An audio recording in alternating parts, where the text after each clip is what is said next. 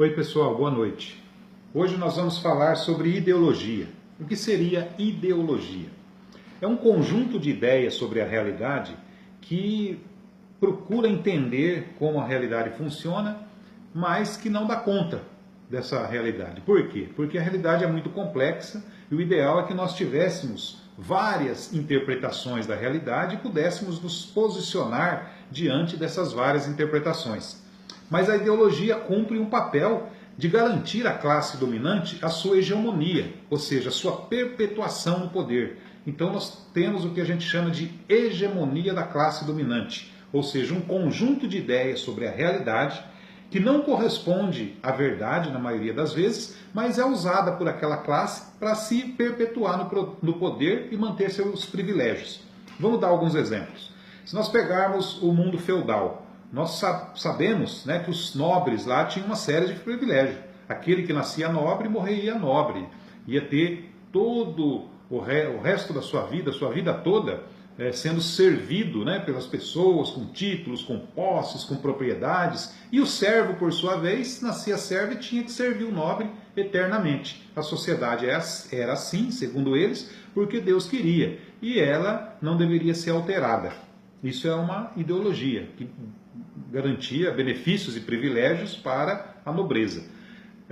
Se nós pegarmos, por exemplo, o nazismo, foi uma ideologia de um grupo de pessoas ali na Alemanha que dizia que a raça ariana era superior às outras e por isso o mundo deveria ser dominado e as demais raças deviam ser extinguidas, né, extintas. E isso ocasionou guerras e uma série de problemas. É claro que os judeus, os ciganos, os homossexuais não poderiam concordar com uma ideologia dessa, só trazia prejuízos para ele. Mas, para a classe ariana naquele momento, era uma ideologia que fazia a sociedade funcionar. Hoje nós vivemos sob a ideologia do mercado, a ideologia neoliberal. E essa ideologia está causando sofrimentos pesados para a humanidade. Nós temos tido cortes em gastos públicos, uma série de coisas explicadas por essa ideologia.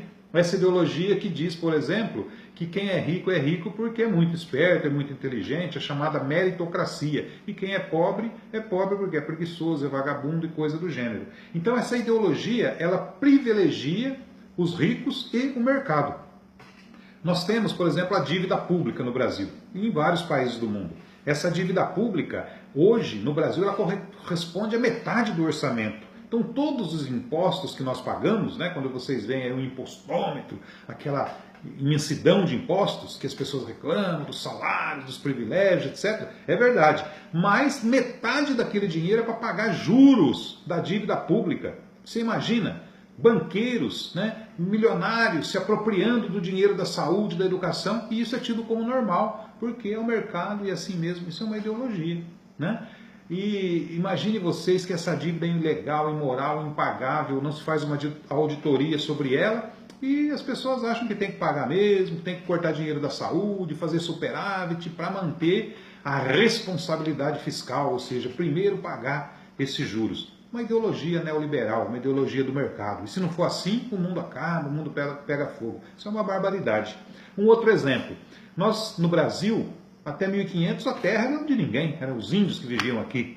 Depois, até 1850, a terra era da coroa, do império, e ela dava para quem bem entendesse, através das capitanias hereditárias e tal. Só a partir de 1850 que nós começamos a ter registro, né, em cartório de propriedade privada da terra. E mesmo assim, muitos registros falsos, a grilagem, coisas incríveis.